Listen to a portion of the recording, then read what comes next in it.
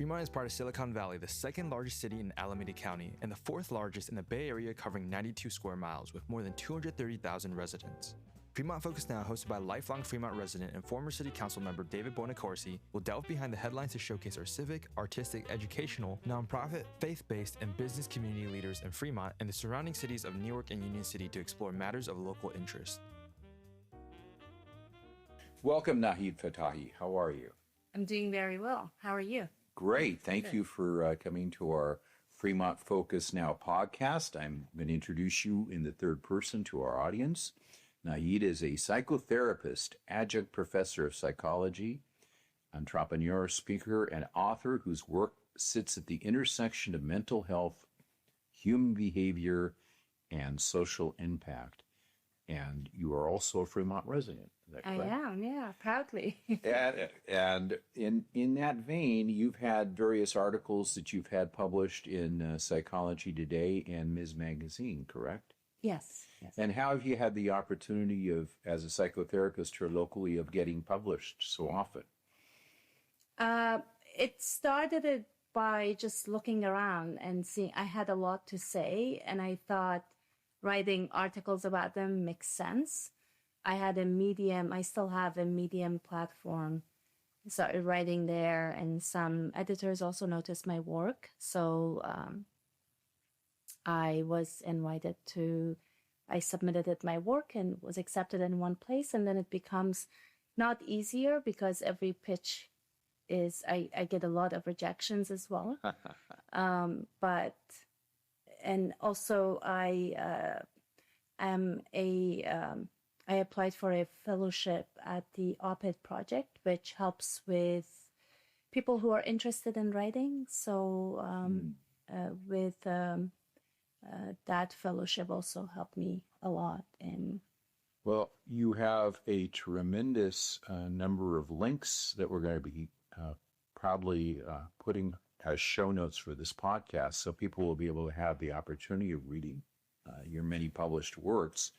But today, we're going to focus primarily on Fremont. As you know, Fremont for the last several years has scored as the happiest city in the United States on a Wallet Hub survey, and you took that head on. And this is a wonderful title called "The Happiest City," because it's instructive. The happiest city in America is not what it seems. The hidden loneliness behind America's happiest zip codes. And as I said to you before we began the show today, you are a wonderful writer, and I almost feel compelled just to simply spend the 20 to 25 minutes having you read the article because it reads well. But I want you to talk about what motivated you to write the article and what were your insights. Sure.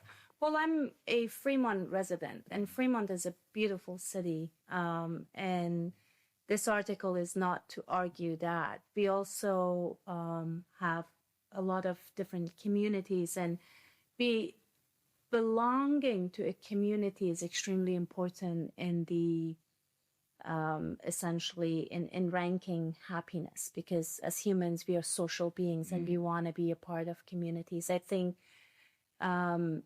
to say that Fremont is not the happiest city perhaps is I don't want to minimize this ranking that we have. It's a good ranking to have. I just want to really emphasize on that. Well, let me just, as kind of a contextual framework, Fremont is one of the most diverse cities in the United States. And I think right now we are edging towards 55% of the people that were born outside the United States that are here. And we're living in an era in which immigration is being attacked. But I think that what your insight in this article, and I'm sure you'll speak to it, is that because we have people from East Asia, South Asia, from Afghanistan, there's a lot of aspirational energy, but because of some cultural constraints or constructs, people will say the right things because they want to be seen as being happy, but there's a lot of subterranean stress. Exactly. So why don't you talk about that? Yeah, absolutely. So when we rank happiness, I think this ranking is very objective, and it's based on things like family unity, low divorce rates. It's based on annual income, which is the median is, I believe, 150K. It's based on the sort of, again, the idea of the nuclear family. It's based on self-reports of low rates of depression and anxiety and other mental health issues, and some other factors. What that misses is the subjective experience of people. For example, happiness miss loneliness. It misses emotional distress. It misses disconnection amongst families, or those marriages that have lasted for 20 plus years, but really the longevity of a marriage is not necessarily the quality. Those are two separate things. And just as a intro into what I'm sure you're going to share is that you see individual patients. You're not just an academic researcher. You actually have a client base. Yes. I work with people. I work with people from all over, let's say California, because some of my sessions are on Zoom. But I do work with a lot of the people from the community as well. And so the stories that I hear, for example, is, a man or a woman comes to me and they say they have been married for these many years, but they are not able, they're in a very unhappy situation, but are not able to get out of it because of their children. That's a very common narrative. It's the kids. For financial reasons. People stay together because it makes more sense financially, even after the children leave the home. Again, well-being is really a lived experience. Happiness is a lived experience, and it's not just about, economic measures, and it's not about the self-report. The other piece is self-reporting, right? So the stigma of, mental health has de-stigmatized a little bit throughout the years because everybody talks about mental health, but mental health is still a stigmatized topic for many people, especially people who come from collectivist cultures. Where you talk about your issues not with a therapist, not with a psychiatrist, but with your community or members of your community. Taking medication, for example, psychiatric medication is stigmatized for many people. So I will, people say, I will pray through my depression. I will pray through my, other issues. And these are the type of points that ranking like these don't capture. And so if I'm from Fremont and I'm using I as a general term, I don't feel as happy, and yet I live in the happiest city in America, then, the problem becomes about me. What is wrong with me? Why am I not, right. Why am I not as happy living in this very happy city? And so that's also the story that I hear a lot. People comparing themselves with, these narratives that are sold to us. I, as you know, have lived in Fremont virtually my entire life. And when I grew up... You were born and raised here, right? Basically raised from the age of 1 month on. And I've seen the increasing wonderful diversity of our community. It was primarily a white community when I was in high school. But what has happened, and I've observed this, is that, for example, in the Chinese culture, and it's shared among other minority groups, and it's not unique to that. But there's a shame associated with a child that may not be high performing. And there's a wonderful organization that was formed by a doctor and his wife, Dr. Albert Wang, called FCSN, Family and Children with Special Needs. And what he and his wife were able to do was to push back against the narrative within the Asian community of somehow shying away or being ashamed of special needs. And there's a wonderful elevation of the talents that his child and other children have. The other thing I've seen is that we have such, even within our community, we have such economic disparity between, certain sections of Fremont versus the 94539 zip code and the 9455 zip code that feeds into America now. And I think people feel that too. So there's a real, even if you're in the happiest city, you mentioned that 80% of the people here have incomes over 75,000. We have a median income of 150,000, which is one of the highest in the country. There's not only that ranking, but within the city, if you will, I don't compare as well to others. I somehow I'm not doing enough. I mean, share your stories that you came across that you talk about in the article. Yeah. In that vein. Go ahead. Yeah, absolutely. I think the comparing the self to the neighbor is another common story here. Even with families who do, are doing pretty well for themselves. I hear stories like my friend just bought a brand new Tesla and moved into a 5-bedroom in the Mission District, and I still live in, my apartment and drive, a Honda Civic, for example, right? Exactly. And I'm trying so hard, but I'm not doing as well.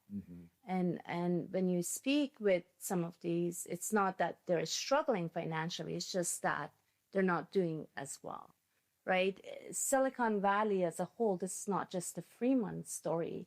In a very short period of time, we started to have a whole lot of very wealthy people.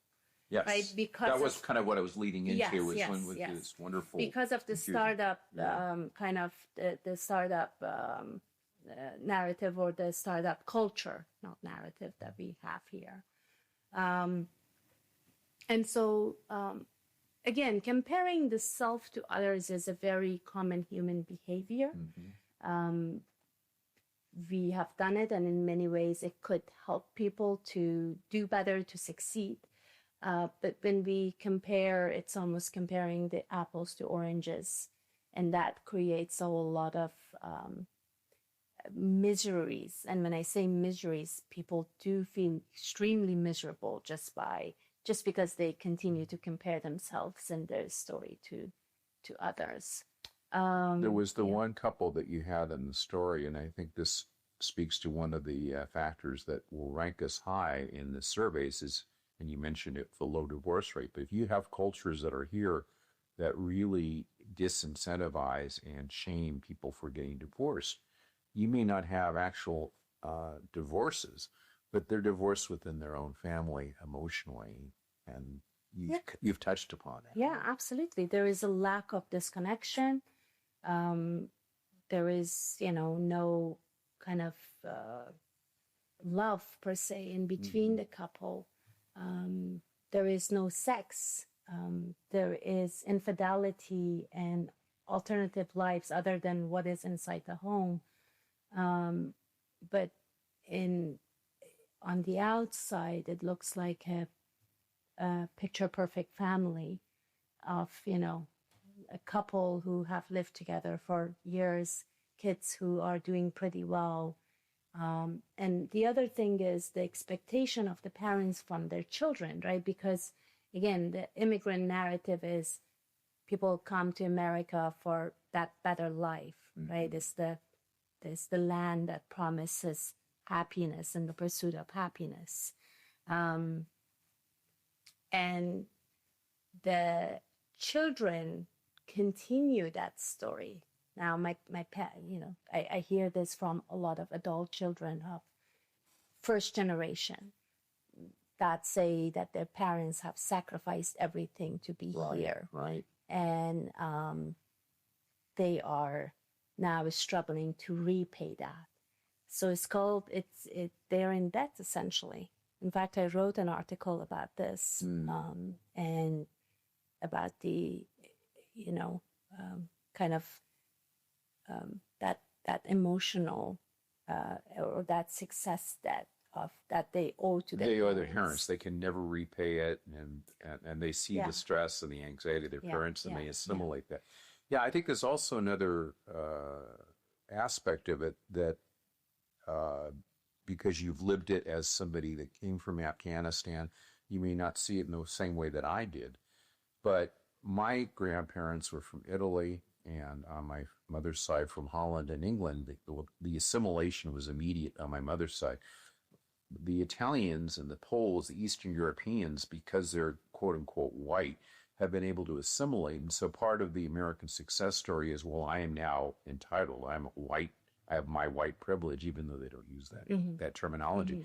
But you must be feeling, or you must be sensing within the minority communities, particularly with the anti-immigrant fervor coming from D.C., some sense that, well, I've economically achieved, but I'm still not accepted by the larger society, and I feel that. Is that something that you come across? Yeah, and I think that shows usually by just trying harder, right? And so we see that we have some of the most successful people here in the, I was just talking about the startup culture here, and the rise in extremely wealthy people. So it's a form of compensation. It's a form of compensation. Yeah. I will try harder. I'll get wealthier. I will become that success story, right? Yeah. And I'm not suggesting that it's all because of that, but that's also a part of the narrative that I think in many cases, sometimes it happens very subconsciously, and it's not a very conscious, decision, the subconsciously. But when we collect all of that information and rank a city year after year as the happiest city, it's that story can be a little bit, I don't think there is a happy city or the happiest city. I think a lot of places, they have their cons and they have their pros and they have their communities, and Fremont is actually, I have lived in Fremont the longest because I'm from Afghanistan, as you know, and I was born there, but then we were refugees, and then I have lived in other places. And so I moved here 23, almost 4 years ago. And this is and I've always lived in Fremont. And your children attended public schools in Fremont? Yeah. My children were born and raised here, attended public schools, and I love this city very, very much so. Yeah. There are those points where the narrative, this veneer of everybody's happy, things, you pull back the covers, and a couple of things. One is, you may not remember this, but there was a website called Ashley Madison, and it was where married people... Oh, yeah, married people going and looking for affairs. Right. Yeah. And it got hacked. Yeah.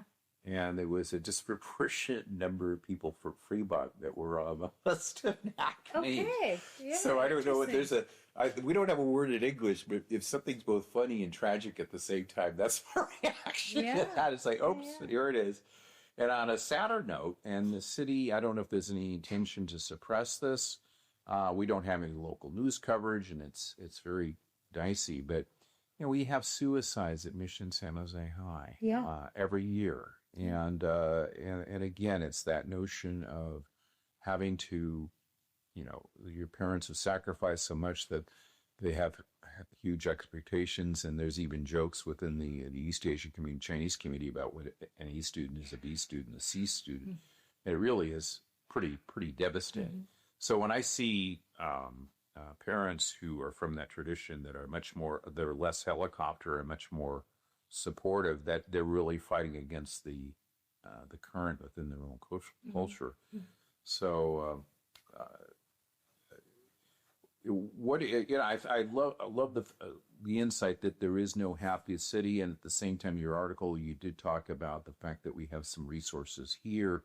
I would much rather be in the Bay Area, being tied to universities, than, for example, in the South. There's a huge divorce rate, and there's a contradiction because there's this perception that we're all fundamentalist Christians and we're all God-fearing, and yet you see higher divorce rates there, and so their lifestyle doesn't match in a different way from their professed faith tradition. What are some of the other contradictions that you see here between what people want others to perceive and how they're actually living that you haven't touched upon? I think we touched on many of those aspects. Mm-hmm. The other piece is a lot of people who are, especially, again, we said that more than 51% of Fremont is people who were born elsewhere, right, in another country. So these people leave their families, and that's true. They have their entire communities in their homes. Mm-hmm. For example, people from Afghanistan. I mean, the fall of Kabul happened in 2021, and people still have relatives and family members, close family members, living in Afghanistan under the tyranny of the Taliban right now, where girls are banned from school past 6th grade, women are banned from universities, a lot of workplaces. Poverty is extremely on the rise, and so people, let's say, from Afghanistan, who have to support their families back home, and not only they're supporting these family members and relatives, but they're also worried about their well-being, about their health. I was speaking with a woman who's she lives here, but her granddaughters are living in Afghanistan, and every time I speak with her, she is crying over her grandkids, and she says, she feels so guilty for living here in this age, and her granddaughters are banned from school and their home, and they cannot do anything for their lives, right? You have an article, I think, on our show notes that talks about the refugee experience. Is that right? Do you want to point that out so for people that are listening that they can see it? You had it in the Progressive magazine? Yeah. That's another piece, right. Is the people who struggle with their immigration status, right, and are afraid of being deported to their home countries. The story that gets missed on that is that these separations that are happening abruptly by ICE creates a lot of anxiety and trauma for the children. So the article that I wrote for the Progressive magazine touches on this, and it uses, I used to work, and I use one example of a client I used to work with, but I have seen and heard that story many, many times. I think we have the C's for another podcast. You're going to be our first returning guest for a future podcast. This will be one of them. And there's another story that I want you to briefly share that we can spend an entire episode on.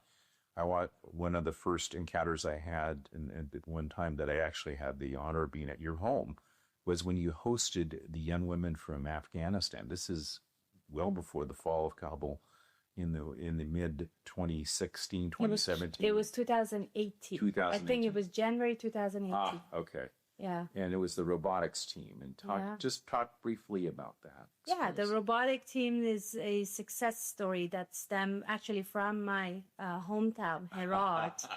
And they were visiting the U.S. and I hosted them. You were there, Mayor, back then it was Lily May. She was there and a few other council members. And my own family, and we hosted them and wanted to welcome them. And although the founder of the robotic team is still working really hard and she has amazing initiatives going on, that whole team got obviously dismantled after the fall of Kabul in 21, and they all are outside of Afghanistan right now because it was dangerous for them to remain there. And those are also a part of the stories that I think we need to hear more about. It's a new form of diaspora. Yeah.